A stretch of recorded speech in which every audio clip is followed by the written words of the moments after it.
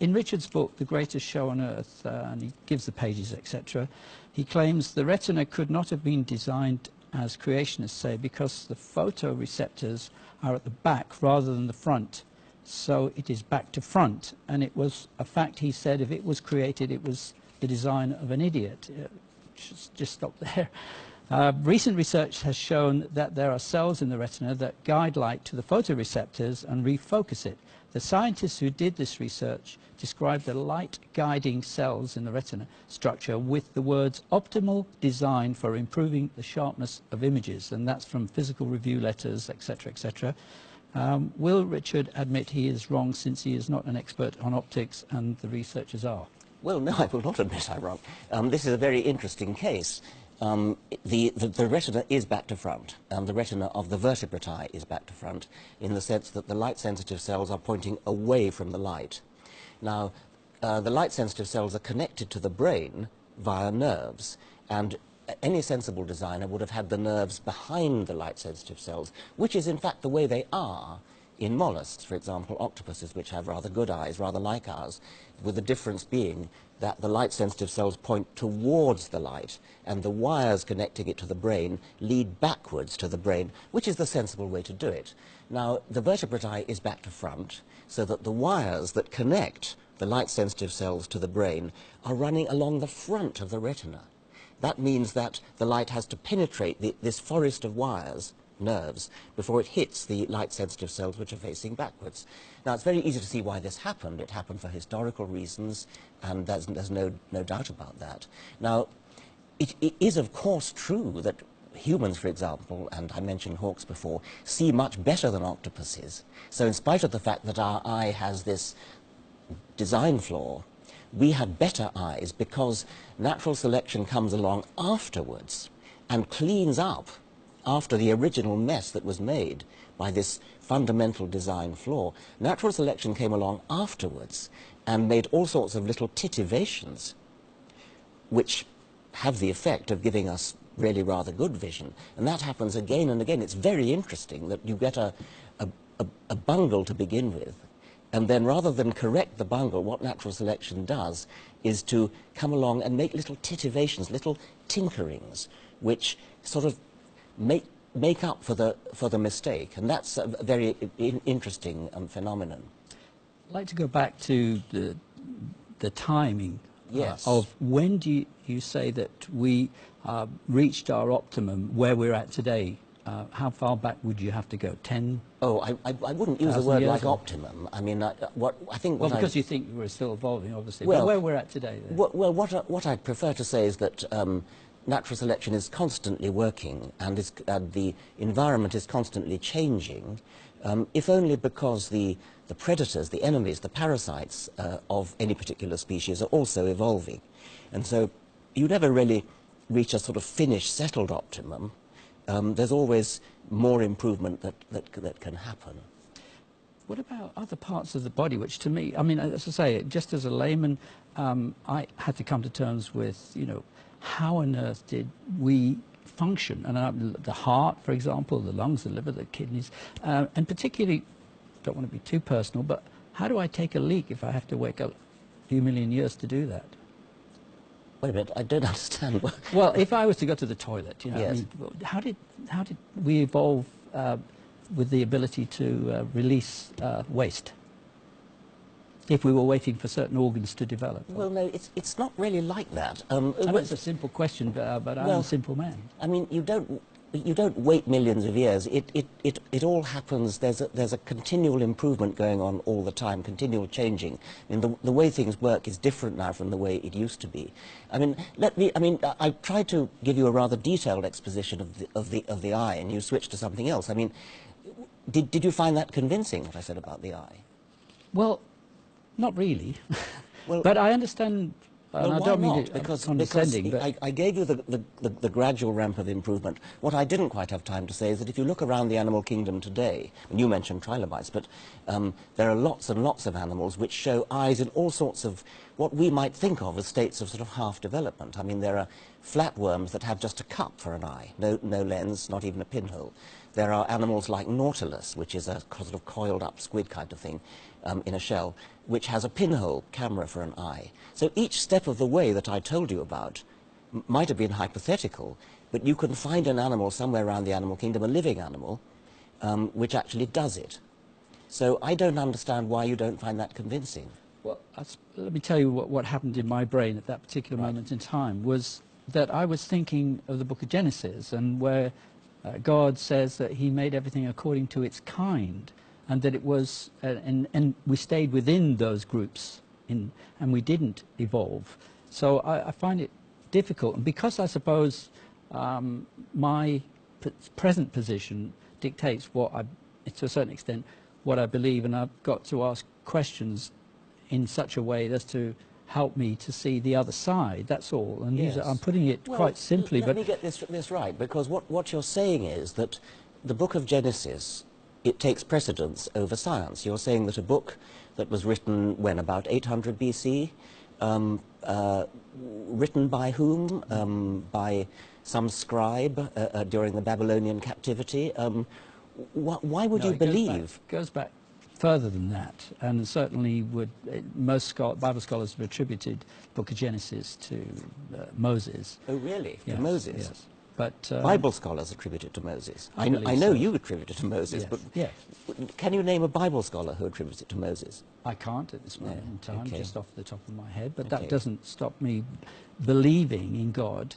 And maybe within this interview, I'd like to ask you to listen to some of the experience I've had, which would certainly probably come under this title here, God Delusion, as far as you're concerned. But because the thing, I didn't have to intellectualize my belief and faith in God. To start with, I had many questions as I started to read the Bible. And sadly, for some to hear this, it was the very first book I ever read because I'm dyslexic. But I made an attempt to read it from beginning to end, and it did take me the first time 2.25 years. But as I started to read through it entirely, by the way, have you ever read right the way through the Bible? I have not. No. Okay. Have you read the Quran all the way through? No, but about a quarter of the way through at the moment. Right. So why would you read the Bible rather than the Quran? It's just the way that I started to be introduced to the Bible. Yes, but if you had read the Quran, maybe you'd be a Muslim. Possibly. But so doesn't that shake your confidence a bit? Not at all, because of what I'm going to try and explain to you. All right.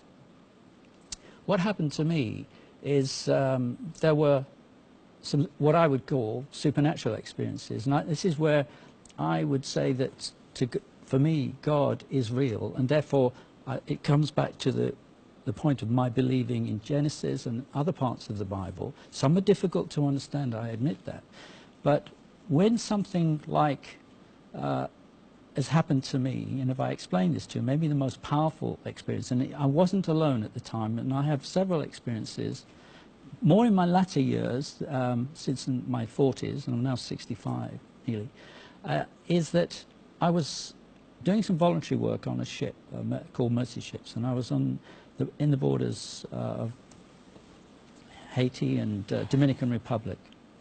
And what happened was we were dealing with very poor people, lots of needs, medical needs, because it had 3 operating rooms on the ship, and they were operated, the ship's run by Christians who were volunteers.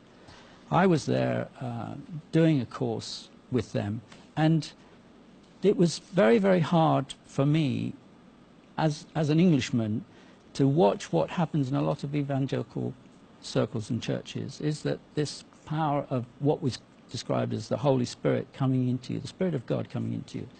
And one morning when I was on the ship, my wife was with me, and there was 30 other people in the class. And I saw people being prayed for as they wanted to receive the Holy Spirit. And Richard, I can honestly say to you, I was not in the mood that day. I was far from being put into the right mood to accept something like this. And I was watching people go forward, being prayed for. And to me, it looked a bit fake.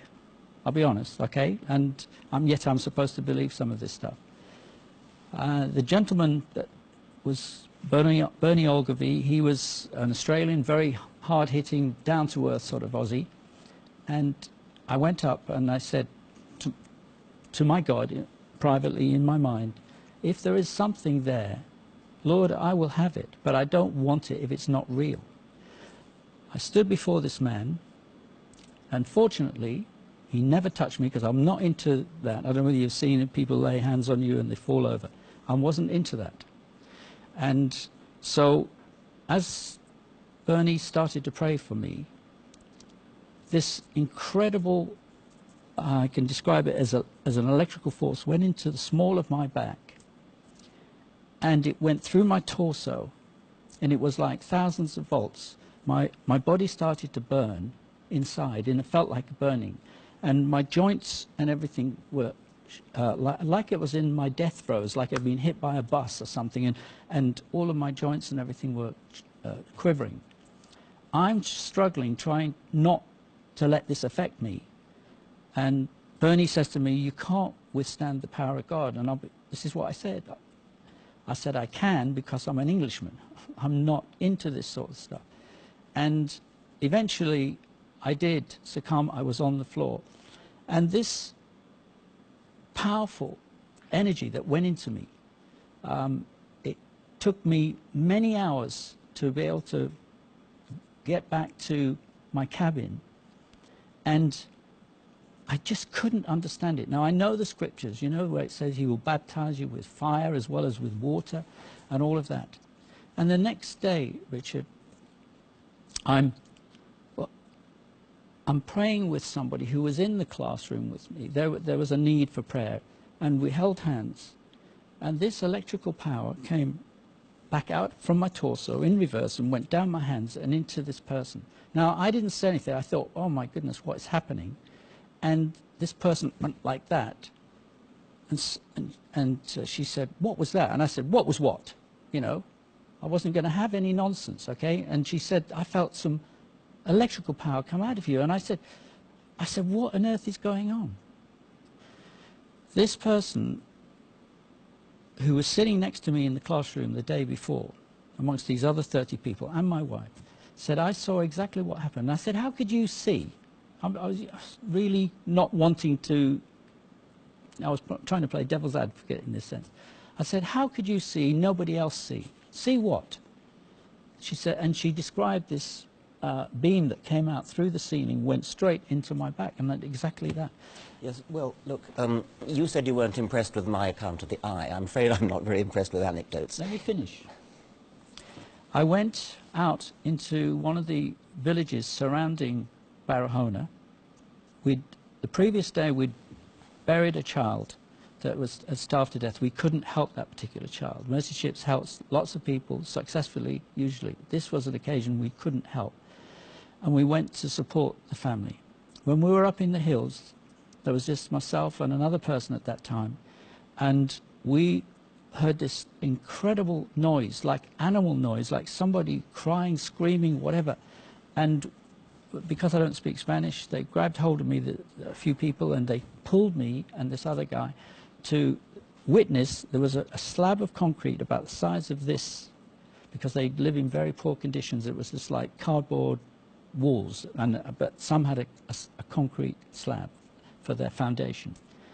And this elderly lady was on the floor, perspiring. She soaked the concrete so much, so she was crying unbelievably. And then somebody pulled us from there and took us into this hut, makeshift hut. And there was a young girl lying there. And she was covered from head to foot in like boils, from what I could see. Terrible sores. And she was laid still. And I thought, what do I do? I'm a novice. I just prayed. I said, what would Jesus do? And I prayed, Lord, make her well. She sat bolt right up, and I said, what? And I thought, what else do I do? I'm a simple man. Read the scriptures before, and Jesus said, give her water. That's from the time when he was doing something similar. And so I did that, and I didn't know it at the time, but apparently the lady that was outside bemoaning had been there for hours because her daughter had apparently died. Now, this, again, this electrical power comes out of my body. How do you describe that? Am I deluded? Probably, yes.